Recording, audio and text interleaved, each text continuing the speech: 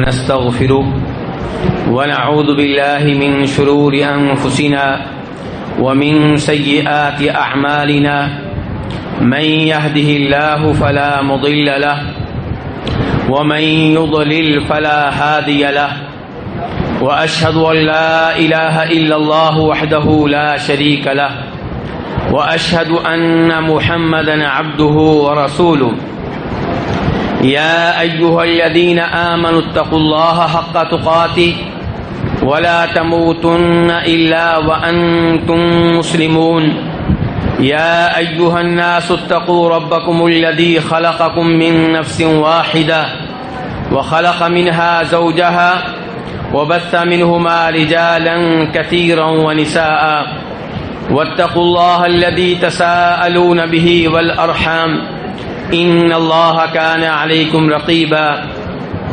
يا أيها الذين آمنوا اتقوا الله وقولوا قولا سديدا يصلح لكم أعمالكم ويغفر لكم ذنوبكم ومن يطع الله ورسوله فقد فاز فوزا عظيما أما بعد فإن خير الحديث كتاب الله وخير الهدي هدي محمد صلى الله عليه وسلم وشر الأمور محدثاتها وكل محدثة بدعة وكل بدعة ضلالة وكل ضلالة في النار. قال تعالى إنما يريد الله ليذهب عنكم الرجس أهل البيت ويطهركم تطهيرا. ہر قسم کی حمد و ثنا اللہ رب العزت کے لیے جو ہم سب کا خالق، مالک اور رازق ہے. کثرت سے درود و سلام ہو امام الانبیاء جناب محمد رسول اللہ صلی اللہ علیہ وسلم کی ذات اقدس پہ. آج کے اس عظیم الشان پروگرام میں میں اہل بیت کے تعلق سے گفتگو کرنا چاہوں گا کہ اہل بیت کون کون ہیں اور کون سے وہ لوگ ہیں جو اہل بیت میں سے ہیں لیکن اہل بیت کا نام لینے والے انہیں اہل بیت میں سے شمار کرنے کے لیے تیار نہیں ہیں.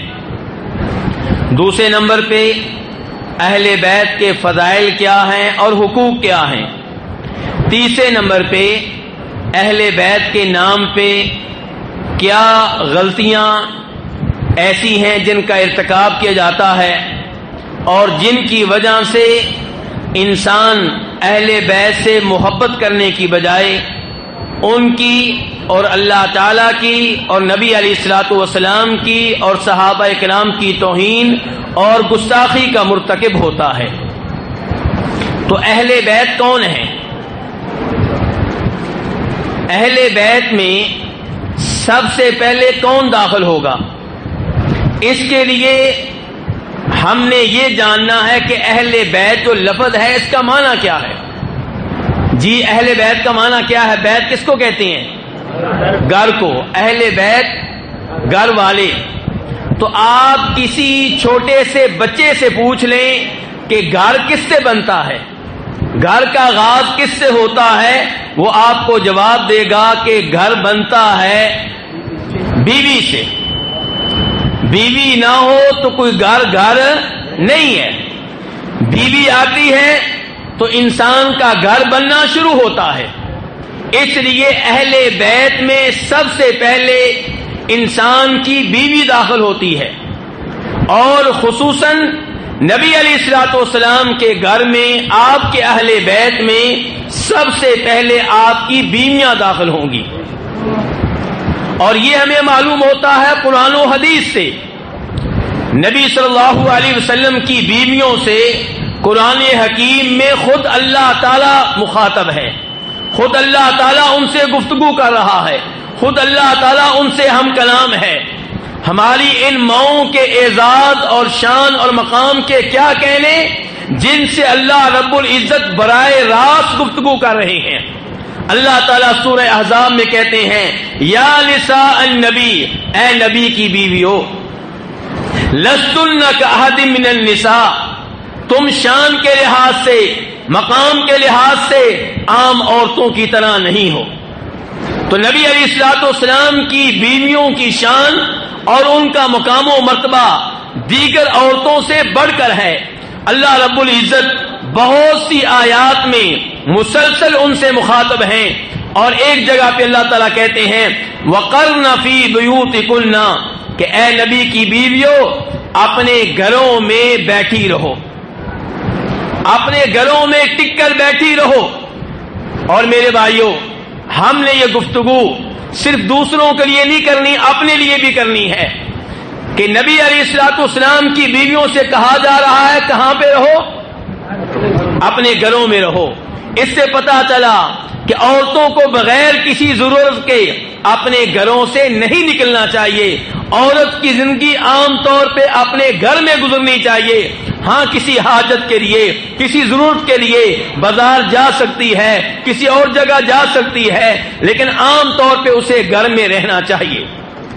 وَلَا تَبَرَّجْنَ تَبَرُّجَ الْجَاهِلِيَّةِ الْأُولَى زمانہ کفر کی عورتیں میک اپ کر کے تیار ہو کر بے پردہ گھروں سے باہر نکلا کرتی تھی. تم نے یہ کام نہیں کرنا. وَأَقِمْنَ الصَّلَاةَ نماز قائم کرتی رہنا. وَآتِينَ الزَّكَاةَ زکات ادا کرتی رہنا. وَأَطِعْنَ اللَّهَ وَرَسُولَهُ اللہ اور اللہ کے رسول کے ہر آرڈر کی تعمیل کرتی رہنا. یہ اللہ تعالیٰ کن سے مخاطب ہیں جی؟ نبی علیہ السلام کی بیویوں سے.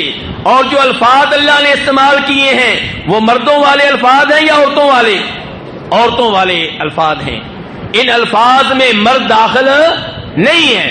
اس کے بعد اللہ تعالیٰ کہتے ہیں انما یرید اللہ لیذھب عنکم الرجس اہل البیت وَيُطَهِّرَكُمْ تَطْهِيرًا کہ اے نبی کے گھر والو، اللہ رب العزت تم سے گندگی کو دور رکھنا چاہتا ہے اور تمہیں پاک صاف دیکھنا چاہتا ہے. تو اہل بیت کا لفظ استعمال کیا اللہ تعالیٰ نے کہ اے نبی کے گھر والو. تو اس میں سب سے پہلے کون داخل ہوں گے؟ جن سے اللہ مخاطب ہیں، جن سے اللہ گفتگو کر رہے ہیں، جن سے اللہ تعالیٰ ہم کلام ہیں. اور اس کے بعد بھی اللہ تعالیٰ کہتے ہیں وَاذْكُرْنَ مَا يُتْلَى فِي بُيُوتِكُنَّ مِنْ آيَاتِ اللَّهِ وَالْحِكْمَةِ کہ اے نبی کی بیویوں تمہارے گھروں میں قرآن نازل ہوتا ہے، تمہارے گھروں میں اللہ کے کلام کی تلاوت ہوتی ہے. اس کلام کی تم بھی تلاوت کرتی رہنا، اس کا ذکر تم بھی کرتی رہنا. تو اہل بیت کا لفظ استعمال کرنے سے پہلے اللہ رب العزت عورتوں والے الفاظ استعمال کرتے ہوئے نبی علیہ الصلوۃ والسلام کی بیویوں سے مخاطب ہیں، اور اہل بیت کا لفظ استعمال کرنے کے بعد اللہ تعالیٰ عورتوں والے الفاظ استعمال کرتے ہوئے نبی علیہ الصلوۃ والسلام کی بیویوں سے مخاطب ہیں. اسی لیے بہت بڑے مفسر امام ابن کثیر رحمہ اللہ فرماتے ہیں کہ یہ آیت اس بارے میں نص ہے کہ نبی علیہ الصلوۃ والسلام کی بیویاں اہل بیت میں سب سے پہلے داخل ہیں، اور اس میں سب سے پہلے وہ شامل ہیں. معاملہ واضح ہے، لیکن اعتراض کرنے والے اعتراض کریں گے. پہلا اعتراض ان کا یہ ہوگا کہ تمہاری کتاب صحیح مسلم، اس سے پتا چلتا ہے کہ اہل بیت کون ہیں. وہ کہیں گے کتاب تمہاری ہے، اور وہ حدیث جو حدیث قصا کے نام سے معروف ہے، چادر والی حدیث، اس کا پہلے بھی آپ تذکرہ سن چکے ہوں گے. روایت کرنے والی کون؟ ام المومنین عائشہ رضی اللہ تعالی عنہا.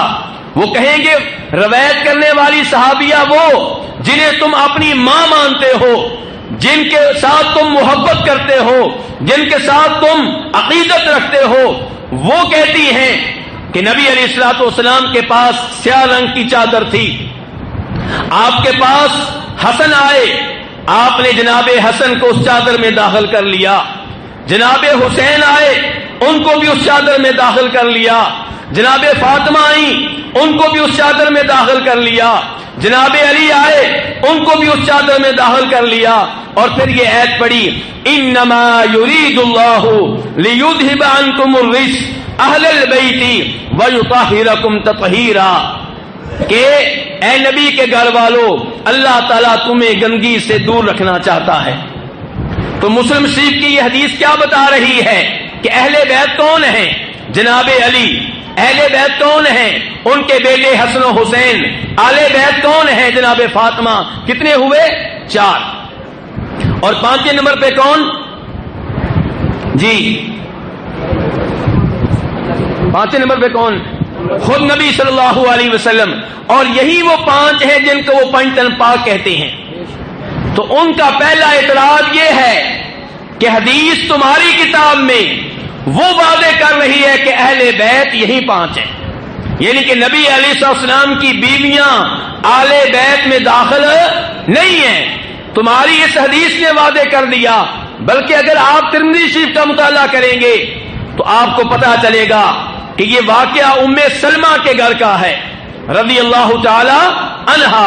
ام سلمہ کہتی ہیں اللہ کے رسول میں بھی چادر میں داخل ہونا چاہتی ہوں، مجھے بھی اس اعزاز میں شریک کریں. تو آپ فرماتے ہیں انت علی خیر انت علی مکانک، کہ ام سلمہ تم خیر کے اوپر ہو، تمہارا اپنا مقام و مرتبہ ہے. آپ نے ام سلمہ کو بھی چادر میں داخل نہیں کیا، حالانکہ ام سلمہ نے خواہش کا اظہار کیا، چادر میں داخل ہونا چاہا، لیکن آپ نے داخل نہیں کیا. گویا کہ آپ نے بتا دیا کہ بیویاں آل بیت کے لفظ میں داخل نہیں ہیں. یہ اعتراض ہے. تو اس اعتراض کا جواب کیا ہے؟ جی اس اعتراض کا جواب کیا ہے؟ میرے ساتھ ہیں نا آپ لوگ؟ اعتراض سمجھ گئے؟ اعتراض سمجھ گئے کہ وہ بھی نہیں سمجھے؟ وہ کہہ رہے ہیں آپ کی حدیث بتا رہی ہے کہ آل بیت کون ہیں. نبی علیہ الصلوۃ والسلام نے جن کے اوپر یہ ایت پڑھی ہے ان میں آپ کی بیویاں داخل نہیں تھیں. تم کیسے آپ کی بیویوں کو آل بیت میں داخل کرتے ہو؟ تو میرے بھائیوں گزارش یہ ہے کہ آل بیت میں بیویاں داخل ہیں یہ تو بچہ بچہ جانتا ہے، اور قرآن کی اس ایت کا سیاق و سباق بھی بتا رہا ہے. پہلے بھی تذکرہ آپ کی بیویوں کا، بعد میں بھی تذکرہ آپ کی بیویوں کا. پہلے بھی اللہ مخاطب ہے آپ کی بیویوں سے، بعد میں بھی اللہ مخاطب ہے آپ کی بیویوں سے. اگر نبی علیہ الصلوۃ والسلام اس حدیث کے ذریعے جناب علی کو آل بیت میں داخل کرنے کا اعلان نہ کرتے، جناب حسن و حسین کو آل بیت میں داخل کرنے کا اعلان نہ کرتے، تو شاید دنیا جناب علی کو آل بیت میں سے نہ مانتی. کیونکہ جناب علی آپ کے کیا لگتے ہیں؟ داماد. کیا داماد آل بیت میں سے ہوتا ہے؟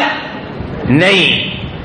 چچا کے بیٹے ہیں، کیا چچا کا بیٹا آپ کی فیملی میں داخل ہوتا ہے؟ نہیں. آپ کی فیملی بنتی ہے کس سے؟ آپ کی بیوی سے، آپ کے بچوں سے، آپ کے پوتوں سے، آپ کے پڑپوتوں سے. لیکن داماد یا چچا کے بیٹے یا نواسے آل بیت میں عام طور پہ داخل نہیں ہوتے. تو نبی علیہ الصلوۃ والسلام نے اس حدیث کے ذریعے پیغام دے دیا کہ لوگوں کسی غلط فہمی میں نہ رہنا، میرے نواسے بھی آل بیت میں داخل ہیں اور میرے چچا کے بیٹے علی بھی آل بیت میں داخل ہیں. ان کو داخل کرنے کی ضرورت تھی، اس لیے آپ نے اس حدیث کے ذریعے ان کو داخل کیا. اور نبی علیہ السلام کی بیویاں پہلے سے آل بیت میں شامل تھیں، ان کے لیے الگ سے کسی وضاحت کی ضرورت نہیں تھی. اور یہ بالکل ایسے ہی ہے جیسے اللہ تعالیٰ قرآن حکیم میں فرماتے ہیں. اب میں نے آپ سے سوال کرنا ہے، ذرا توجہ رکھیے گا. اللہ تعالیٰ فرماتے ہیں قرآن حکیم میں لَمَسْجِدٌ أُسِّسَ عَلَى التَّقْوَى مِنْ أَوَّلِ يَوْمٍ أَحَقُّ أَن تَقُومَ فِيهِ، کہ وہ مسجد جس کی بنیاد پہلے دن سے ہی تقویٰ پہ رکھی گئی ہے، اس مسجد میں آپ نماز پڑھنے کے لیے کھڑے ہوا کریں. یہ کون سی مسجد ہے جی؟ مسجد قباء ہے. اللہ آپ کو جزائے خیر دیں. قرآن کا مطالعہ کریں گے تو آپ کو پتا چلے گا مسجد قباء ہے. لیکن جب آپ حدیث کا مطالعہ کریں گے تو پتا چلتا ہے کہ نبی علیہ الصلوۃ والسلام سے سوال کیا جا رہا ہے اللہ کے رسول وہ کون سی مسجد ہے جس کی پہلے دن سے بنیاد تقویٰ پہ رکھی گئی ہے؟ آپ کہتے ہیں وہ میری یہ مسجد ہے، مسجد نبوی ہے. قرآن نے کیا بتایا؟ تقوی والی مسجد کون سی ہے؟ قبا. اور حدیث کیا بتا رہی ہے؟ اب کیا کریں گے؟ اب کس کو لینا ہے؟ قرآن کو لینا ہے کہ حدیث کو لینا ہے؟ دونوں کو لینا ہے. قرآن بھی اللہ کی طرف سے اور نبی علیہ الصلوۃ والسلام کی احادیث بھی اللہ رب العزت کی طرف سے. نہ قرآن غلط ہو سکتا ہے نہ آپ کی احادیث غلط ہو سکتی ہیں، دونوں کو لینا ہے. قرآن نے بتا دیا کہ مسجد قباء وہ مسجد ہے جس کی بنیاد اخلاص پہ رکھی گئی، جس کی بنیاد تقوی پہ رکھی گئی. اور حدیث نے بتا دیا کہ مسجد نبوی بھی وہ مسجد ہے جس کی بنیاد تقوی اور اخلاص پہ رکھی گئی. دونوں باتیں اپنی جگہ پہ درست ہیں. یہی صورتحال اس آیت کی ہے کہ انما یرید اللہ لیذھب عنکم الرجس اہل البیت. اس آیت کا سیاق و سباق بتا رہا ہے کہ نبی علیہ السلام کی بیویاں آل بیت میں داخل ہیں، اور حدیث نے بتا دیا کہ جناب علی بھی آل بیت میں داخل ہیں، حسن و حسین بھی آل بیت میں داخل ہیں. دوسرا اعتراض، ذرا اعتراض دھیان سے سنیے گا، اعتراض آپ سمجھیں گے تو جواب دے سکیں گے، ورنہ کل کو آپ کی کسی سے گفتگو ہوگی تو پھر آپ نے کسی نہ کسی کو فون کرنا ہے، پھر آپ نے کہنا مولوی صاحب جلدی جواب نہیں دیتے. جب جواب دیا جاتا ہے تب آپ دھیان سے سنتے نہیں ہیں. آپ کو پتا ہے کہ اس وقت ان لوگوں کو قوت دے دی گئی ہے جو صحابہ کرام سے محبت نہیں رکھتے، جو صحابہ کرام کی توہین کرتے ہیں، جو صحابہ کرام کی گستاخیاں کرتے ہیں. اس لیے صبح و شام واٹس ایپ کے ذریعے، فیس بک کے ذریعے ایسی پوسٹیں نشر کی جا رہی ہیں جن میں قرآن کے اوپر اعتراض ہوتا ہے، احادیث کے اوپر اعتراض ہوتا ہے، صحابہ کرام کے اوپر اعتراض ہوتا ہے. تو اس فتنے کے زمانے میں، شکوک و شبہات کے زمانے میں انسان کو معلوم ہونا چاہیے کہ میرے اوپر کیا اعتراض ہو سکتا ہے اور اس اعتراض کا کیا جواب ہے. دوسرا اعتراض اس آیت کے تعلق سے یہ ہو سکتا ہے اور کیا جاتا ہے کہ آپ الفاظ پہ غور کریں. انما یرید اللہ لیذھب عنکم. عنکم یہ لفظ مذکر کا ہے کہ مؤنث کا ہے؟ مذکر کا ہے. یعنی کہ سیاق و سباق تو نبی علیہ السلام کی بیویوں کے بارے میں ہے. اس جملے سے پہلے گفتگو آپ کی بیویوں سے ہو رہی ہے، اس جملے کے بعد گفتگو آپ کی بیویوں سے ہو رہی ہے. الفاظ پہلے بھی مؤنث کے ہیں، بعد میں بھی مؤنث کے ہیں، لیکن جب اللہ نے آل بیت کا نام لینا چاہا تب اللہ نے مذکر کے الفاظ استعمال کیے ہیں، مردوں والے الفاظ استعمال کیے ہیں، مؤنث کے الفاظ استعمال نہیں کیے، عورتوں والے استعمال نہیں کیے. تو اب بتائیں کہ آپ کی بیویاں اس جملے میں کیسے داخل ہوں گی؟ تو گزارش یہ ہے کہ اللہ رب العزت نے پہلے گفتگو کی ہے صرف آپ کی بیویوں سے، بعد میں گفتگو کی ہے صرف آپ کی بیویوں سے، اور اس جملے میں اللہ نے گفتگو کی ہے آپ کی بیویوں سے اور دیگر اہل بیت سے بھی. اہل بیت صرف آپ کی بیویاں نہیں ہیں، نبی علیہ الصلوۃ والسلام سب سے پہلے اہل بیت میں داخل ہیں. اور آپ مرد ہیں یا مرد نہیں ہیں؟ آپ مرد ہیں. تو جب بھی قرآن مردوں اور عورتوں سے مخاطب ہوتا ہے تو پھر قرآن وہ لفظ استعمال کرتا ہے جو مردوں کے ہوتے ہیں. پورا قرآن تقریباً ایسے ہی ہے کہ اللہ رب العزت جب کہتے ہیں وَأَقِیمُوا الصَّلَاةَ، نماز قائم کرو، یہ لفظ مذکر کا ہے، مردوں والا ہے. کیا اس کے حکم میں عورتیں داخل ہیں یا داخل نہیں ہیں؟ جی داخل ہیں. تو اللہ رب العزت نے جب یہ کہنا چاہا کہ اے نبی کے گھر والوں، اللہ رب العزت تمہیں گندگی سے دور رکھنا چاہتا ہے، تب اللہ تعالیٰ نے نبی علیہ الصلوۃ والسلام کی بیویوں کو بھی آل بیت میں داخل کرنا چاہا، اور نبی علیہ الصلوۃ والسلام بھی اس میں داخل ہیں، اور دیگر وہ مرد حضرات جو آپ کی فیملی میں سے ہیں وہ بھی اس میں داخل ہیں، حسن و حسین بھی اس میں داخل ہیں، جناب علی بھی اس میں داخل ہیں. اس لیے اللہ رب العزت نے یہاں پہ مردوں والے الفاظ استعمال کیے. اور یہ کوئی عجیب بات نہیں ہے، اس کے علاوہ بھی آپ کو قرآن حکیم سے ایسے نمونے مل جائیں گے. مثال کے طور پہ اللہ رب العزت قرآن حکیم میں بیان کرتے ہیں کہ اللہ نے فرشتے بھیجے تھے ابراہیم علیہ السلام کے گھر میں، اور وہ خوشخبری لے کر آئے کہ اللہ تعالیٰ ابراہیم علیہ السلام کو اسماعیل علیہ السلام کے بعد ایک بیٹا اور دیں گے، کیا نام ہوگا اس کا؟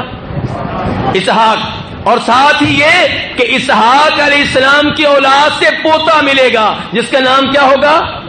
یعقوب۔ یہ خوشخبری دی جا رہی ہے، اور فرشتے مخاطب کس کو کر رہے ہیں؟ ابراہیم علیہ السلام کی وائف کو، مرد کو مخاطب کر رہے ہیں کہ عورت کو؟ جی عورت کو۔ کس کو؟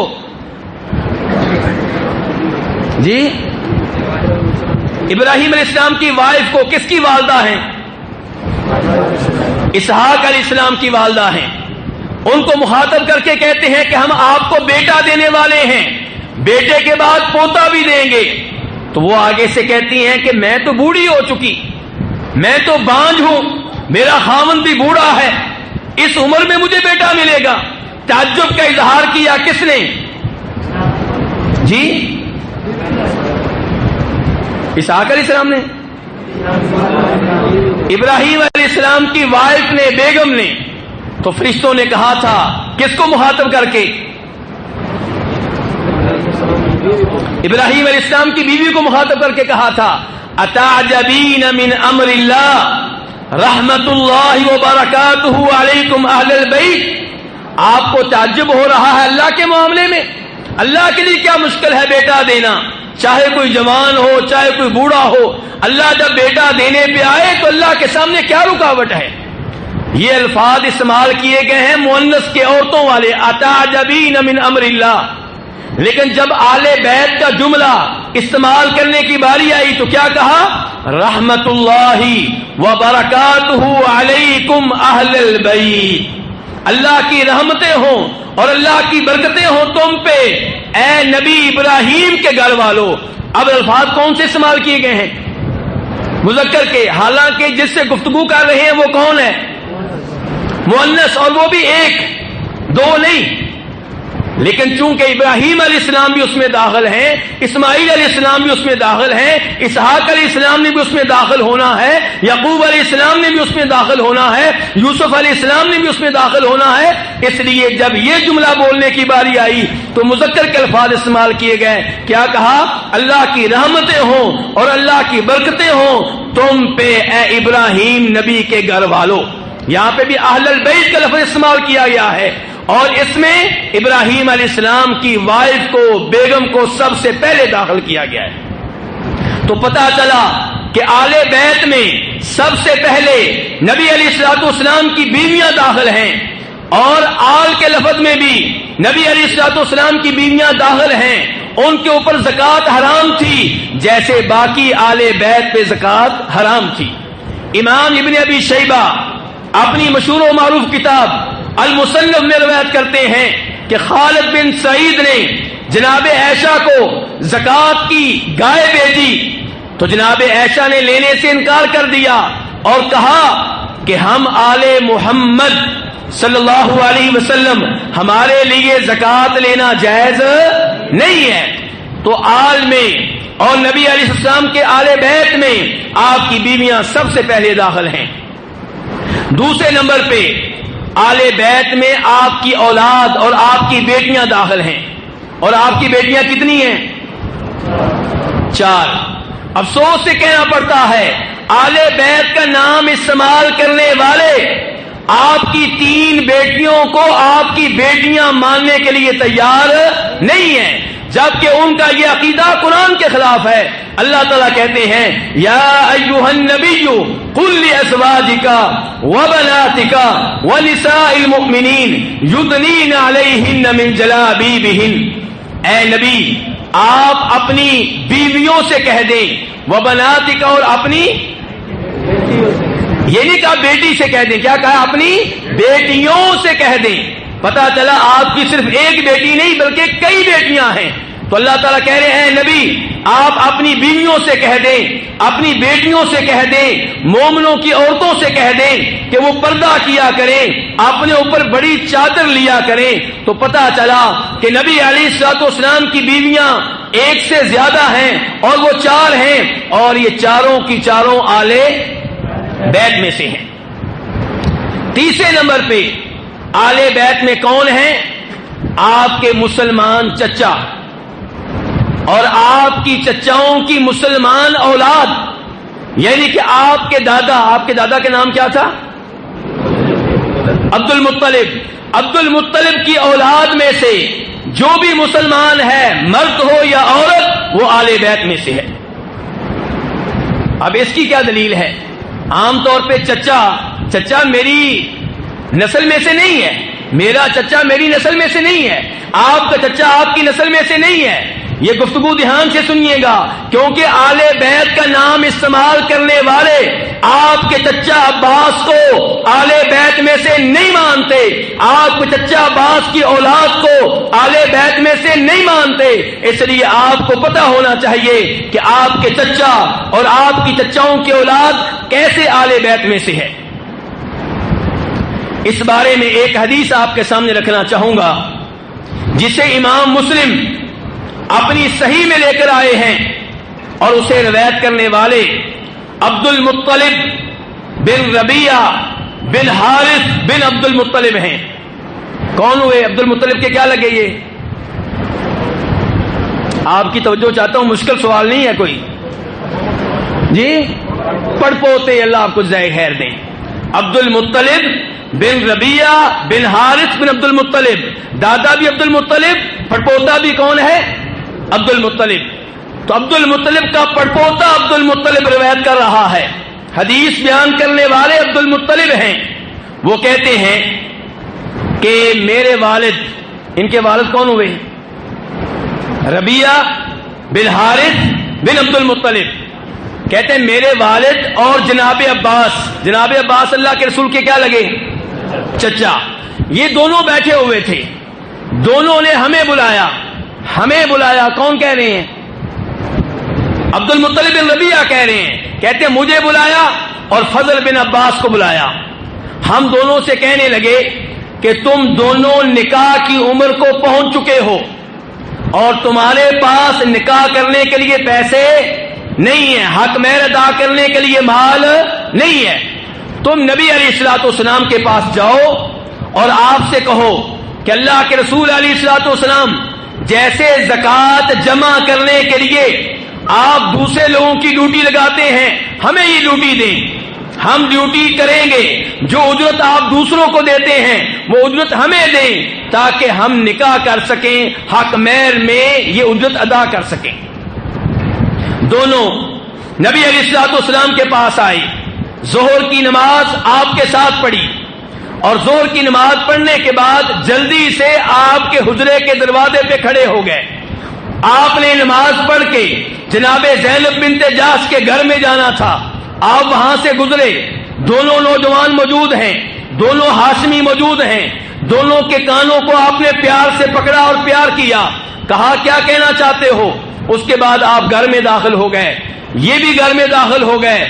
دونوں نے نبی علیہ الصلوۃ والسلام سے گزارش کی کہ اللہ کے رسول ہم جوان ہو چکے ہیں، نکاح کرنا چاہتے ہیں، مال نہیں ہے، پیسے نہیں ہیں، حق مہر کیسے ادا کریں. اور آپ انت بر الناس واوصل الناس، آپ سب لوگوں سے حسن سلوک کرنے والے، سب لوگوں سے حسن تعامل کرنے والے، آپ رشتہ داروں کا خیال رکھنے والے، ہمارا بھی خیال کریں، ہمارے ساتھ بھی اچھا سلوک کریں، ہمیں ڈیوٹی دیں تاکہ ہمیں اجرت ملے اور ہم نکاح کر سکیں. تو نبی علیہ الصلوۃ والسلام نے کیا کہا تھا؟ ان الصدقۃ لا تنبغي لآل محمد انما هي اوساخ الناس، کہ زکوٰۃ کا مال آل محمد کے لیے حلال نہیں ہے، یہ تو لوگوں کی زکوٰۃ کا میل کچیل ہے. یہ کس سے آپ کہہ رہے ہیں؟ کس سے کہا ہے؟ رشتہ داری بیان کر دیں، کس سے کہا ہے؟ چچا کے بیٹے سے کہا ہے. کس سے کہا ہے؟ چچا کے بیٹے فضل بن عباس سے کہہ رہے ہیں اور چچا کے پوتے سے کہہ رہے ہیں. عبد المطلب بن ربیعہ بن حارث آپ کے چچا ہیں، تو ایک چچا کے پوتے سے کہہ رہے ہیں اور ایک چچا کے بیٹے سے کہہ رہے ہیں کہ آل محمد کے لیے زکوٰۃ کا مال حلال. اس حدیث سے کیا پتا چلا کہ آپ کے چچا اور آپ کی چچاؤں کی اولاد آل بیت میں داخل ہے یا داخل نہیں ہے؟ داخل ہے. اور دوسری دلیل امام مسلم روایت کرتے ہیں جناب زید بن ارقم رضی اللہ تعالیٰ عنہ سے، ان سے سوال کیا گیا کہ آل بیت کون ہیں؟ کہنے لگے آل بیت وہ ہیں جن پہ زکوٰۃ لینا حرام ہے۔ انہوں نے کہا، پوچھنے والوں نے کہا وہ کون ہیں؟ کہنے لگے نمبر 1 آل علی۔ کس کی اولاد؟ جناب علی اور ان کی اولاد۔ نمبر 2 آل جعفر، یہ کون ہیں؟ آپ کے چچا زاد جناب علی کے بھائی۔ تو یہ جعفر جو ہیں آپ کے داماد نہیں ہیں، تو ان کے اوپر زکوٰۃ کیوں حرام ہے؟ اس لیے کہ چچا کے بیٹے ہیں اور مسلمان ہیں۔ تیسرے نمبر پہ کہا آل عقیل، یہ بھی کون ہیں؟ چچا کے بیٹے۔ اور چوتھے نمبر پہ کہا آل عباس، یعنی کہ نبی علیہ الصلوۃ والسلام کے چچا اور ان کی اولاد یہ آل بیت میں سے ہے۔ تو پتہ چلا کہ آل بیت میں 3 طرح کے گروہ داخل ہیں۔ نمبر 1 آپ کی بیویاں، نمبر 2 آپ کی اولاد، آپ کی بیٹیاں، تیسرے نمبر پہ آپ کے دادا عبد المطلب کی اولاد میں سے جو بھی مسلمان ہے، مرد ہو یا عورت ہو، وہ آپ کی اولاد، وہ آپ کی فیملی میں سے ہے، آل بیت میں سے ہے۔ اچھا جی، ابو لہب آپ کا چچا ہے، آل بیت میں سے ہے؟ کیوں؟ مسلمان نہیں ہے۔ تو آج بھی اگر کوئی آدمی یہ دعویٰ کرتا ہے کہ میں نبی علیہ الصلوۃ والسلام کی نسل میں سے ہوں، میں سید ہوں، لیکن توحید پہ نہیں ہے، کفر و شرک پہ ہے، تو ہم اس کو آل بیت میں سے نہیں مانیں گے۔ آل بیت کی وجہ سے اس کی کوئی عزت نہیں ہوگی، اسے کوئی احترام نہیں دیا جائے گا۔ میرے بھائیوں، یہ تھا آل بیت کا تعارف۔ اب دیکھنا یہ ہے کہ ان کے فضائل کیا ہیں۔ اس بارے میں پہلے نمبر پہ وہ آیت جس کا پہلے بھی تذکرہ ہو چکا ہے، قرآن آل بیت کی شان بیان کرتے ہوئے کہتا ہے انما یرید اللہ لیذھب عنکم الرجس اہل البیت، کہ اے نبی کے گھر والوں، اللہ تعالیٰ تم سے گندگی کو دور کرنا چاہتا ہے، تم سے گندگی کو دور کرنا چاہتا ہے۔ تو یہ ان کی پہلی شان ہے، پہلا مقام و مرتبہ ہے۔ دوسرے نمبر پہ نبی علیہ الصلوۃ والسلام کی ایک حدیث سے پتہ چلتا ہے کہ آل بیت کی شان کیا ہے۔ امام مسلم رحمہ اللہ روایت کرتے ہیں جناب واصلہ بن اسقا رضی اللہ تعالیٰ عنہ سے، وہ کہتے ہیں کہ نبی علیہ الصلوۃ والسلام نے ارشاد فرمایا کہ اللہ تعالیٰ نے اسماعیل علیہ السلام کی اولاد میں سے کنانہ کو چن لیا۔ کن کو چن لیا؟ کنانہ کو۔ اور کنانہ میں سے اللہ نے چن لیا قریشیوں کو، اور قریشیوں میں سے ہاشمیوں کو، اور ہاشمیوں میں سے اللہ تعالیٰ نے مجھے چن لیا۔ تو اللہ تعالیٰ نے نبی علیہ الصلوۃ والسلام کو کن میں سے چن لیا؟ ہاشمیوں میں سے۔ تو یہ ہاشمیوں میں سے جو لفظ ہے، اس سے پتہ چلتا ہے کہ بنو ہاشم یہ آل بیت میں سے ہیں، اور اگر یہ مسلمان ہیں تو انہیں وہ سارے اعزازات ملیں گے، وہ سارے فضائل ملیں گے، وہ ساری عزت ملے گی جو آل بیت کے لیے ہے۔ امام مسلم ایک اور حدیث روایت کرتے ہیں جناب زید بن ارقم رضی اللہ تعالیٰ عنہ سے کہ نبی علیہ الصلوۃ والسلام حج کے بعد تشریف لا رہے ہیں مدینہ کی طرف، اور آپ ایک مقام پہ رکے جس کا نام ہے غدیر خم۔ آپ سے نام سننا چاہوں گا، کیا نام ہے؟ یہ کہاں پہ ہے؟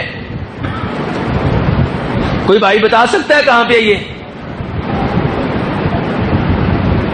مکہ سے 175 کلومیٹر کے فاصلے پہ۔ کتنے کلومیٹر؟ یہ بڑی اہم بات ہے، یہ بلا وجہ نہیں بتا رہا، کیونکہ یہ حدیث بنیادی طور پہ بالکل صحیح ہے، لیکن اس حدیث میں کئی الفاظ اپنی طرف سے داخل کیے جاتے ہیں، اور پھر دعویٰ کیا جاتا ہے کہ نبی علیہ الصلوۃ والسلام نے اس موقع پہ جناب علی کی خلافت کا اعلان کیا تھا۔ ہم کہتے ہیں کہاں پہ کیا تھا؟ کہتے ہیں غدیر خم میں کیا تھا، جہاں پہ پوری دنیا جمع تھی، جہاں سے لوگوں نے اپنے اپنے راستے الگ کر لینے تھے۔ آپ نے لوگوں کے الگ ہونے سے پہلے جناب علی کی خلافت کا اعلان کیا، جبکہ یہ بات درست نہیں ہے۔ جب آپ 175 کلومیٹر دور آ چکے ہیں تو مکہ والے کہاں ہیں؟ جی، مکہ والے مکہ میں، اور طائف والے طیف چلے گئے یمن والے، یمن چلے گئے عراق والے، اب تو آپ کے پاس صرف اہل مدینہ ہیں، ساری دنیا نہیں ہے، سب صحابہ کرام نہیں ہیں، صرف آپ کے ساتھ اہل مدینہ ہیں، اور ان سے آپ نے گفتگو کی ہے۔ گفتگو کرتے ہوئے پہلے اللہ کی حمد و ثنا بیان کی، لوگوں کو وعظ و نصیحت کی، اس کے بعد کہا کہ لوگوں میری بات دھیان سے سن لو، میں بشر ہوں، میں انسان ہوں، اللہ رب العزت کی طرف سے آنے والا میری روح قبض کرنے کے لیے آئے گا، اور میں اس کی دعوت پہ لبیک کہہ دوں گا، میں دنیا سے رخصت ہو جاؤں گا۔ میں تم میں دو عظیم چیزیں چھوڑے جا رہا ہوں، نمبر ایک اللہ کی کتاب، نمبر ایک کون سی چیز؟ فرمایا فیہ الہدی، اللہ کی کتاب میں ہدایت ہے، نور ہے۔ یہ نہیں کہا کہ میں نور ہوں، کہا اللہ کی کتاب جو ہے اس میں نور ہے، اس میں روشنی ہے، اس میں ہدایت ہے۔ فخذوا بکتاب اللہ، اللہ کی کتاب کو پکڑ لینا، مضبوطی سے تھام لینا۔ اور دوسرے نمبر پہ فرمایا وَأَهْلُ بَيْتِي، نمبر دو میں کیا چھوڑے جا رہا ہوں؟ آل بیت، میرے گھر والے، ان کو میں تم میں چھوڑے جا رہا ہوں۔ اے اللہ کے رسول ان کے ساتھ کیا کرنا ہے؟ فرمایا اذکرکم اللہ فی اہل بیتی، میرے گھر والوں کا خیال رکھنا۔ یہ آل بیت کی شان ہے، یہ آل بیت کا مقام ہے کہ آپ کہہ رہے ہیں اذکرکم اللہ فی اہل بیتی، اذکرکم اللہ فی اہل بیتی، 3 دفعہ کہا میرے گھر والوں کا خیال رکھنا۔ ان کی خلافت کا اعلان نہیں کیا، یہ کہا ہے کہ ان کا خیال رکھنا۔ اور امام ترمذی روایت کرتے ہیں کہ اس موقع پہ نبی علیہ الصلوۃ والسلام نے یہ بھی کہا تھا من کنت مولاہ فعلی مولا، کہ جس کا میں مولا ہوں اس کے علی بھی مولا ہیں۔ مولا کا معنی کیا ہے جی دوست، اور لوگ اس کا معنی کیا کرتے ہیں؟ ایک معنی کرتے ہیں مشکل کشا، حاجت روا، اور یہ معنی بھی غلط ہے۔ اور دوسرا معنی کیا بیان کرتے ہیں؟ والی، حکمران، خلیفہ، یعنی کہ جس کا میں والی ہوں اس کے علی بھی والی ہیں، جس کا میں حکمران ہوں اس کے علی بھی حکمران ہیں، جبکہ یہ معنی درست نہیں ہے۔ کیسے ہمیں پتا چلا درست نہیں ہے؟ نبی علیہ الصلوۃ والسلام اپنی زندگی میں اعلان کر رہے ہیں کہ جس کا میں حکمران ہوں اس کے علی بھی حکمران ہیں۔ کیا نبی علیہ الصلوۃ والسلام کی زندگی میں جناب علی حکمران بن چکے تھے؟ نہیں، جبکہ جناب علی ہمارے مولا ہیں۔ کب؟ آپ کی زندگی میں بھی، آپ کے فوت ہو جانے کے بعد بھی، اور جناب علی کی اپنی فوتگی کے بعد بھی جناب علی ہمارے لیے مولا ہیں۔ وہ کب ہوں گے؟ جب ہم یہ مانیں گے کہ مولا کا معنی یہ ہے کہ جناب علی ہمارے محبوب ہیں، ہمارے دوست ہیں۔ اللہ کے رسول یہ کہنا چاہتے ہیں کہ جو مجھ سے محبت کرتا ہے میرے علی سے محبت کرے، جو مجھ سے تعلق رکھتا ہے میرے علی سے تعلق رکھے، جو مجھ سے دوستی رکھتا ہے میرے علی سے دوستی رکھے۔ اس معنی میں جناب علی مولا ہیں۔ اب یہاں پہ یہ بھی وضاحت کر دوں کہ نبی علیہ الصلوۃ والسلام نے مولا کے الفاظ جناب علی کے لیے استعمال کیے، جناب عثمان کے لیے کیوں نہیں استعمال کیے؟ جناب عمر کے لیے کیوں نہیں استعمال کیے؟ جناب ابوبکر کے لیے کیوں نہیں استعمال کیے؟ ہاں جی، کیا جواب ہے اس کا؟ جی آپ کی توجہ چاہتا ہوں، تعاون کیجئے، مدد کیجئے۔ جی جناب علی کے لیے مولا کے الفاظ استعمال کیے، جناب ابوبکر کے لیے کیوں نہیں استعمال کیے؟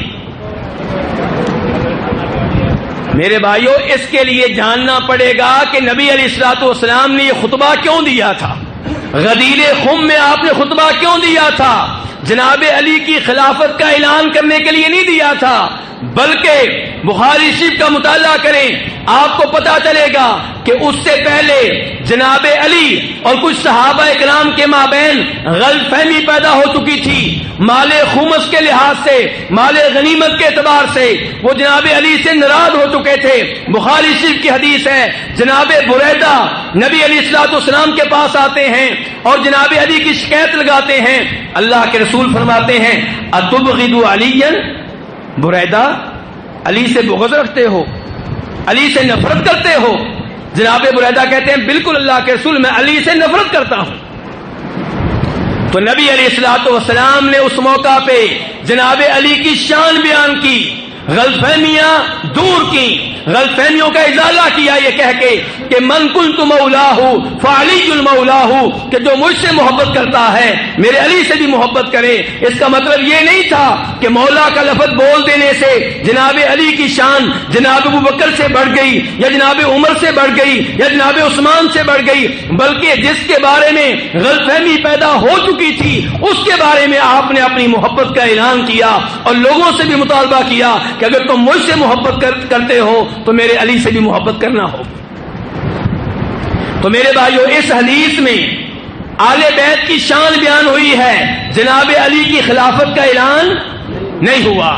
تو آل بیت کے یہ فضائل ہیں، یہ ان کی شان ہے۔ آل بیت کے حقوق میں سے ایک حق یہ ہے کہ ان کے اوپر درود پڑھا جائے گا۔ آل بیت کے اوپر درود پڑھتے ہیں آپ لوگ یا نہیں پڑھتے؟ اللہ کے فضل و کرم سے ہم تو اکثر اوقات درود ابراہیمی پڑھتے ہیں، ہم تو کہتے ہیں اللہم صلی علی محمد وعلی آل محمد، اے اللہ جناب محمد کی شان میں اضافہ فرما اور آل محمد کی شان میں اضافہ فرما، اللہم بارک علی محمد وعلی آل محمد، اے اللہ جناب محمد کے اوپر برکت نازل فرما اور آل محمد پہ برکت نازل فرما۔ تو یہ ان کے حقوق میں سے ایک حق ہے۔ ان کے حقوق میں سے ایک حق یہ ہے کہ ان سے محبت کی جائے، ان کی عزت کی جائے، انہیں احترام دیا جائے، اور اللہ کے فضل و کرم سے ہم تمام آل بیت سے محبت کرتے ہیں، ہم تمام آل بیت کی عزت کرتے ہیں، ہم تمام آل بیت کا احترام کرتے ہیں، ہم کسی کی بھی گستاخی نہیں کرتے، نہ آپ کی بیویوں کی، نہ آپ کی بیٹیوں کی، اور نہ آپ کے چچاؤں کی، اور نہ آپ کے چچاؤں کی اولاد کی، سب کی عزت کرتے ہیں، سب کو احترام دیتے ہیں۔ اور آل بیت تین طرح کے ہیں۔ آپ کے رشتہ دار کتنی طرح کے ہیں؟ بولیے ذرا، تین طرح کے۔ نمبر ایک، وہ جو صحابہ ہیں ان کی ہم عزت کرتے ہیں تین وجہ سے۔ نمبر ایک، وہ آپ کے رشتہ دار ہیں۔ نمبر دو، وہ مومن ہیں۔ نمبر تین، وہ صحابہ کرام میں سے ہیں۔ اور جو آل بیت صحابی نہیں بن سکے، بعد میں آئے، ان کی ہم عزت کرتے ہیں دو وجہ سے۔ نمبر ایک، ان کے ایمان کی وجہ سے، اور نمبر دو، آپ کے رشتہ دار ہونے کی وجہ سے، آل بیت ہونے کی وجہ سے۔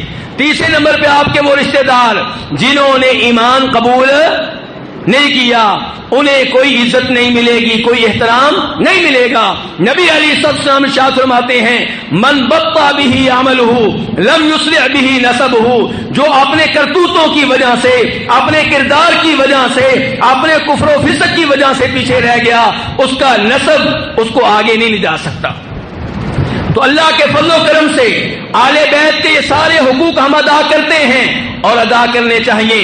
لیکن میرے بھائیوں، آل بیت کے تعلق سے اس موضوع کا آخری حصہ اور تیسرا حصہ، غلطیاں کیا ہو رہی ہیں آل بیت کے تعلق سے؟ سب سے بڑی غلطی یہ ہوتی ہے کہ ان کی شان بیان کرتے ہوئے، ان کا مقام بیان کرتے ہوئے لوگ غلو کر جاتے ہیں، ان کو ان کی حد سے آگے لے جاتے ہیں، ان کو ان کے مقام سے اوپر لے جاتے ہیں، کبھی اللہ تعالیٰ کے ساتھ ملا دیتے ہیں، کبھی نبی علیہ الصلوۃ والسلام کے ساتھ ملا دیتے ہیں، کبھی ان کی وجہ سے صحابہ کرام کی توہین کرتے ہیں، ان کی گستاخیاں کرتے ہیں، اور یہ سارے کام غلط ہیں۔ اللہ رب العزت کے ساتھ ملاتے ہیں، جب یا علی مدد کا نعرہ لگاتے ہیں، جب یا حسین مدد کا نعرہ لگاتے ہیں، جب انہیں مشکل کشا قرار دیتے ہیں، جب مولا علی کہتے ہیں، مولا علی کہتے ہوئے وہ کیا معنی مراد لیتے ہیں؟ مشکل کشا، حاجت روا، غوث آدم۔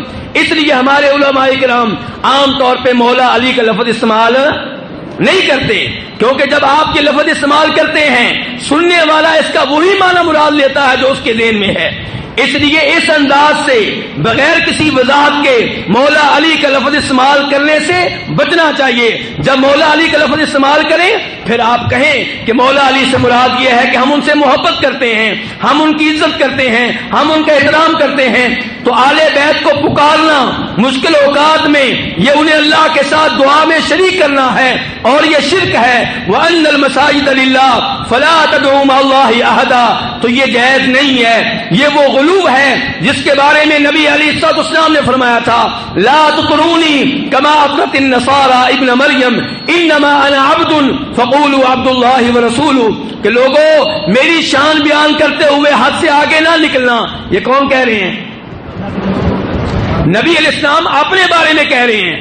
آج لوگ کہتے ہیں جی ہم محبت میں اندھے ہیں، ہماری عقیدت اندھی ہے، ہمارے ہاں محبت کی کوئی حد نہیں ہے۔ اللہ کے رسول فرما رہے ہیں کہ مجھ سے محبت کا اظہار کرتے ہوئے، میری شان بیان کرتے ہوئے حد سے آگے نہ نکلنا، جیسے عیسیٰ علیہ السلام کی شان بیان کرتے ہوئے حد سے آگے نکل گئے تھے۔ میں اللہ کا بندہ ہوں، اللہ کا رسول ہوں، میرے بارے میں یہ کہا کرو کہ اللہ کے بندے ہیں اور اللہ کے رسول ہیں۔ جب آپ کی شان بیان کرتے ہوئے غلو کرنا، مبالغہ کرنا، حد سے آگے نکلنا جائز نہیں ہے، تو آل بیت کی شان بیان کرتے ہوئے حد سے آگے نکلنا کیسے جائز ہوگا؟ دوسرے نمبر پہ ان کو معصوم قرار دینا، ان کو انبیاء کرام علیہم الصلوۃ والسلام کے ساتھ ملانا ہے، اور یہ جائز نہیں ہے۔ آل بیت معصوم نہیں ہیں، ان کی شان بہت بلند و بالا ہے، ان کا مقام و مرتبہ نہایت بلند ہے، لیکن معصوم نہیں ہیں۔ معصوم صرف انبیاء کرام علیہم الصلوۃ والسلام ہیں۔ وہ کہتے ہیں کیسے معصوم نہیں ہیں؟ اللہ تعالیٰ کہہ رہا ہے انما یرید اللہ لیذھب عنکم الرجس اہل البیت، اللہ تعالیٰ کہہ رہا ہے کہ اے نبی کے گھر والوں، میں تمہیں گندگی سے دور رکھنا چاہتا ہوں، تمہیں پاک صاف دیکھنا چاہتا ہوں۔ اس سے پتہ چلا وہ معصوم ہیں۔ جواب یہ ہے کہ اس آیت سے یہ مطلب نہیں نکلتا کہ وہ معصوم ہیں، کیونکہ اللہ تعالیٰ کا یہ ارادہ شرعی ارادہ ہے، یہ کونی ارادہ نہیں ہے۔ یہ ایسے ہی ہے جیسے اللہ تعالیٰ چاہتے ہیں کہ ساری دنیا کے انسان کیا ہو جائیں۔ اللہ تعالیٰ کیا چاہتے ہیں؟ ساری دنیا کے انسان کیا ہو جائیں؟ مسلمان ہو جائیں۔ یہ اللہ تعالیٰ کا ارادہ شرعی ارادہ ہے، یہ کونی ارادہ نہیں ہے۔ یہ ایسے ہی ہے جیسے اللہ تعالیٰ کہتے ہیں واللہ یرید ان یتوب علیکم، اللہ چاہتا ہے کہ تمہاری توبہ قبول فرمائے، لیکن کیا اللہ نے سب کی توبہ قبول کر لی؟ نہیں، اللہ نے سب کی توبہ قبول نہیں کی۔ تو اس ایسے ہی مطلب نکالنا کہ آل بیت معصوم ہے، یہ درست نہیں ہے، ورنہ تو پھر صحابہ کرام کو بھی معصوم ماننا پڑے گا۔ اللہ تعالیٰ کہتے ہیں اذ یغشیکم النعاس امنۃ منہ وینزل علیکم من السماء ماء لیطہرکم بہ۔ اللہ نے یہاں صحابہ کرام کو، بدری صحابہ کرام کو مخاطب کر کے کہا ہے کہ اللہ تعالیٰ تمہیں پاک صاف دیکھنا چاہتا ہے، تو کیا بدری صحابہ کرام بھی معصوم ہوں گے؟ جواب یہ ہے کہ نہ بدری صحابہ کرام معصوم ہیں، نہ آل بیت معصوم ہیں۔ آل بیت کے تعلق سے ایک غلطی یہ ہوتی ہے کہ آل بیت کی شان بیان کرنے والے نبی علیہ الصلوۃ والسلام کی بیویوں کو برا بلا کہتے ہیں، جناب ابو بکر کو برا بلا کہتے ہیں، جناب عمر کو برا بلا کہتے ہیں، جناب عثمان کو برا بلا کہتے ہیں، اور یہ وہ لوگ ہیں جن سے اللہ کے رسول کو محبت تھی۔ اللہ کے رسول علیہ الصلوۃ والسلام سے عمرو بن عاص سوال کرتے ہیں اللہ کے رسول تمام لوگوں میں سے سب سے بڑھ کر آپ کو محبت کس سے ہے؟ تو آپ نے کیا کہا تھا؟ کس سے؟ عائشہ سے۔ جب آپ سے سوال کیا گیا کہ ای الناس احب الیک، تمام لوگوں میں سے بڑھ کر آپ کو محبت کس سے ہے؟ آپ نے کہا تھا عائشہ سے۔ پھر سوال ہوا کہ عائشہ کے بعد سب سے بڑھ کر آپ کو محبت کس سے ہے؟ تو آپ نے کیا کہا تھا؟ عائشہ کے والد سے۔ پھر بھی پہلے عائشہ کا نام لیا رضی اللہ تعالیٰ عنہ، ہماری ماں کا نام لیا، ام المومنین کا نام لے کر کہا کہ دوسرے نمبر پہ مجھے جس سے سب سے بڑھ کر محبت ہے وہ عائشہ کے والد ابو بکر ہیں۔ پھر سوال ہوا کہ ابو بکر کے بعد کس سے سب سے بڑھ کر محبت ہے؟ تو کس کا نام لیا تھا؟ جناب عمر کا نام لیا تھا۔ تو جن سے اللہ کے رسول کو محبت ہے آپ ان پہ لعنتیں بھیجیں، ان کی گستاخیاں کریں، ان کی توہین کریں، تو یہ نبی علیہ الصلوۃ والسلام سے محبت کا کون سا طریقہ ہے؟ آپ سے محبت کا معنی یہ ہے کہ ان سے محبت کی جائے جن سے اللہ کے رسول علیہ الصلوۃ والسلام کو محبت تھی۔ اور آخری بات یہ کہ آل بیت کی محبت میں قرآن کریم کی آیات کا معنی تبدیل کرنا، نبی علیہ الصلوۃ والسلام کی احادیث کا غلط مطلب بیان کرنا اور احادیث گڑھ کر آپ کے ذمے لگانا یہ جائز نہیں ہے۔ اس کی ایک مثال دینا چاہوں گا۔ اللہ تعالیٰ فرماتے ہیں قرآن حکیم میں سورہ شورى میں، اس کی تفسیر میں نے آپ سے پوچھنی ہے پہلے نمبر پہ، قُلْ لَا أَسْأَلُكُمْ عَلَيْهِ أَجْرًا إِلَّا الْمَوَدَّةَ فِي الْقُرْبَى۔ اللہ تعالیٰ کہتے ہیں اے نبی علیہ الصلوۃ والسلام آپ کہہ دیں کہ اے لوگو میں دعوت و تبلیغ کر رہا ہوں، اس کے عوض میں تم سے کوئی مال نہیں مانگتا، اس کے عوض میں تم سے کچھ نہیں چاہتا، میری دعوت میری تبلیغ فری میں ہے، مفت میں ہے، الا المودۃ فی القربى، مگر کیا مگر جی غلط مطلب یہ بیان کیا جاتا ہے کہ اللہ کے رسول فرما رہے ہیں کہ اے لوگوں میں دعوت و تبلیغ کر رہا ہوں اور اس کے عوض میں کوئی مال نہیں چاہتا، لیکن دعوت و تبلیغ کے عوض میں یہ چاہتا ہوں کہ تم میرے رشتہ داروں کا خیال رکھو۔ کون سے رشتہ دار؟ علی کا، فاطمہ کا، حسن کا، حسین کا رضی اللہ تعالی عنہم، ان کا خیال رکھو۔ کتنے رشتہ داروں کا نام لیتے ہیں؟ بولیے ذرا۔ 4 کا۔ جبکہ یہ آیت مکہ میں نازل ہوئی ہے، کہاں نازل ہوئی ہے؟ اور جناب علی فاطمہ کی شادی کہاں ہوئی تھی؟ مدینہ میں۔ جب یہ آیت نازل ہوئی، جناب علی جناب فاطمہ کی شادی نہیں ہوئی تھی، حسن و حسین دنیا میں موجود نہیں تھے۔ اس آیت کا یہ مطلب نہیں ہے کہ نبی علیہ الصلوۃ والسلام اہل مکہ سے کہہ رہے ہوں کہ میں دعوت و تبلیغ کرتا ہوں، مجھے مال نہ دو لیکن میرے رشتہ داروں کا خیال رکھو۔ اگر ان لوگوں کی تفسیر مان لی جائے، اس کا مطلب یہ نکلے گا کہ نبی علیہ الصلوۃ والسلام نے دعوت و تبلیغ پہ معاوضہ لیا ہے، معاوضہ مال نہیں لیا، عزت مانگی ہے۔ دعوت و تبلیغ پہ معاوضہ لیا ہے، مال نہیں لیا، کیا مانگا ہے؟ رشتہ داروں کی عزت مانگی ہے کہ میرے رشتہ داروں کی عزت کرو اس لیے کہ میں تمہیں تبلیغ کرتا ہوں۔ لیکن آیت کا صحیح مطلب کیا ہے؟ صحیح مطلب یہ ہے کہ اے لوگوں میں دعوت و تبلیغ کرتا ہوں، میں اس پہ کسی قسم کی کوئی اجرت نہیں چاہتا، نہ مال نہ کچھ اور، لیکن میں تمہارا رشتہ دار ہوں۔ میں تمہارا کیا ہوں؟ رشتہ داری کی وجہ سے مجھے تنگ نہ کرو، میری مخالفت نہ کرو۔ اگر تم میرے اوپر ایمان نہیں لاتے نہ لاؤ، میرا ساتھ نہیں دیتے نہ دو، کم از کم میری مخالفت تو نہ کرو۔ کس لیے مخالفت نہ کرو؟ کیونکہ میں تمہارا رشتہ دار ہوں۔ دعوت و تبلیغ پہ کسی قسم کے عوض کا مطالبہ نہیں کیا، کوئی معاوضہ نہیں مانگا۔ ہاں یہ کہا ہے کہ رشتہ داری کی وجہ سے صلہ رحمی کرو، میرا خیال رکھو، میری مخالفت ترک کر دو، مجھ سے دشمنی مول نہ لو، میرے مقابلے میں نہ ہو۔ ایسے ہی میرے بھائیوں، نبی علیہ الصلوۃ والسلام کے آل بیت کی شان بیان کرتے ہوئے غلو کرتے ہیں، مبالغہ کرتے ہیں، احادیث گڑھتے ہیں۔ آخری ایک روایت بیان کروں گا۔ پہلے نمبر پہ ہمارے اپنے لوگوں نے ایک روایت گڑھی ہے۔ کیا گڑھی ہے؟ کہ اللہ تعالیٰ کہتے ہیں کہ اے محبوب، اللہ تعالیٰ کہتے ہیں اے میرے محبوب، اگر آپ نہ ہوتے تو میں اس کائنات کو پیدا نہ کرتا، میں اس کائنات کو پیدا، یہ روایت من گڑت ہے۔ اللہ نے کائنات پیدا کی ہے کس لیے؟ اپنی عبادت کے لیے۔ وما خلقت الجن والانس الا ليعبدون، اللہ نے یہ کائنات نبی علیہ الصلوۃ والسلام کے لیے نہیں بسائی۔ اللہ کہتے ہیں میں نے جنوں اور انسانوں کو صرف اپنی عبادت کے لیے پیدا کیا ہے۔ تو ہمارے ان دوستوں نے ایک روایت گھڑ لی تو انہوں نے 2 قدم آگے بڑھا دیے، انہوں نے اس میں مزید اضافہ کر دیا۔ وہ کیا روایت لے کر آئے؟ وہ یہ روایت لے کر آئے کہ اللہ نے کہا تھا اے محبوب اگر آپ نہ ہوتے تو میں کائنات کو پیدا نہ کرتا، اور علی نہ ہوتے تو میں آپ کو پیدا نہ کرتا۔ تو میرے بھائیوں، آل بیت کی پہچان کریں۔ آل بیت کون ہیں؟ خلاصہ آج کے درس کا یہ ہے کہ آل بیت آپ کی بیویاں ہیں، آل بیت آپ کی بیٹیاں ہیں، آل بیت آپ کے مسلمان چچا ہیں، آل بیت آپ کے چچاؤں کی وہ اولاد ہے جو مسلمان ہے، اور ان کے ہمارے اوپر کئی ایک حقوق ہیں، وہ سارے حقوق ادا کرنے چاہیے، اور ہم اللہ کے فضل و کرم سے یہ حقوق ادا کرتے ہیں۔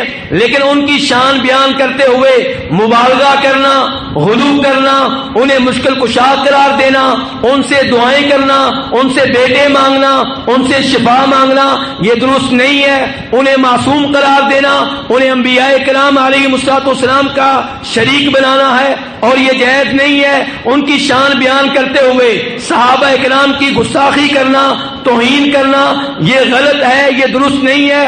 امام ابو زرع رازی فرماتے ہیں، ان کا قول بیان کرتے ہوئے درس کا اختتام کروں گا۔ اس قول کا شروع کا حصہ حافظ عمر صدیق صاحب بیان کر چکے ہیں کہ امام ابو زرع رازی کہا کرتے تھے کہ اگر تم کسی کو دیکھو کہ وہ نبی علیہ الصلوۃ والسلام کے صحابہ کرام پہ تنقید کرتا ہے، انہیں طعن و تشنیع کا نشانہ بناتا ہے، تو وہ زندیق ہے۔ وہ کیا ہے؟ کیسے زندیق ہے؟ کہتے ہیں میں سمجھاتا ہوں کہ کیسے زندیق ہے۔ کہتے ہیں کہ قرآن ہمارے نزدیک برحق ہے۔ کیوں جی قرآن برحق ہے؟ کہتے ہیں کہ احادیث ہمارے نزدیک برحق ہیں۔ قرآن ہم تک کیسے پہنچا؟ صحابہ کرام کے ذریعے۔ احادیث کیسے پہنچی؟ صحابہ کرام کے ذریعے۔ اور امام ابو ذر رازی کہتے ہیں جن کے ذریعے قرآن پہنچا، جن کے ذریعے احادیث پہنچی، یہ ان کو داغدار کرنا چاہتے ہیں، ان کو مجرم بنا کر پیش کرنا چاہتے ہیں، تاکہ قرآن سے لوگوں کا اعتبار اٹھ جائے، احادیث سے لوگوں کا اعتبار اٹھ جائے۔ تنقید صحابہ کرام پہ نہیں ہوگی، ان ظالموں پہ تنقید ہوگی جو صحابہ کرام پہ تنقید کرتے ہیں اور یہ زندیق ہیں، دائرہ اسلام سے خارج ہیں۔ اللہ رب العزت سے دعا ہے کہ اللہ تعالی ہمیں صحابہ کرام سے اور آل بیت سے سچی محبت کرنے کی توفیق دے۔ اللہ تعالی ہمیں شرک و بدعات سے محفوظ رکھے اور اللہ تعالی اس مرکز کی حفاظت فرمائے، یہاں کے مشائخ کی حفاظت فرمائے، شیخ مولانا رفیق اصری صاحب کی حفاظت فرمائے، مولانا سلطان محمود صاحب جنہوں نے یہ ادارہ قائم کیا تھا، اللہ ان کی قبر کو منور فرمائے، اللہ ان کی قبر کو کشادہ فرمائے۔ مولانا اللہ یار صاحب جو ان کے جانشین بنے اور وہ بھی دنیا سے چلے گئے، اللہ تعالیٰ ان کی قبر کو منور فرمائے، ان کی قبر کو کشادہ فرمائے، اور ان دونوں بزرگوں کو اللہ تعالیٰ جنت میں ایک کرے، دونوں کو ایک ساتھ رکھے، اور اللہ تعالیٰ ہمیں بھی ان کے ساتھ ملائے، صحابہ کرام کے ساتھ ملائے، انبیاء کرام علیہ السلام کا ساتھ دے۔ یا اللہ جو مسلمان مریض ہیں انہیں شفا دے، یا اللہ انہیں عافیت دے، یا اللہ انہیں صحت دے، یا اللہ کورونا کے مریض جہاں پہ ہیں ان کو شفا دے، انہیں صحت دے، تندرستی دے۔ یا اللہ جو مسلمان فوت ہو چکے ہیں ان کی قبریں منور فرما، ان کی قبریں کشادہ فرما۔ یا اللہ ہم میں سے ہر ایک کو یہ ہمت دے کہ ہم کھل کر توحید بیان کریں، نبی علیہ السلام کی شان بیان کریں، صحابہ کرام کی شان بیان کریں۔ یا اللہ ہمارے بچوں کے دلوں میں نبی علیہ السلام کی محبت داخل کر دے، صحابہ کرام کی محبت داخل کر دے، آل بیت کی محبت داخل کر دے۔ یا اللہ جو صحابہ کرام کی توہین کرتے ہیں ان کو ہدایت دے، یا اللہ جو صحابہ کرام کی گستاخی کرتے ہیں یا اللہ ان کو ہدایت دے۔ یا اللہ ہمیں قرآن و حدیث کا علم سیکھنے کی توفیق دے۔ وآخر دعوانا ان الحمد للہ رب العالمین۔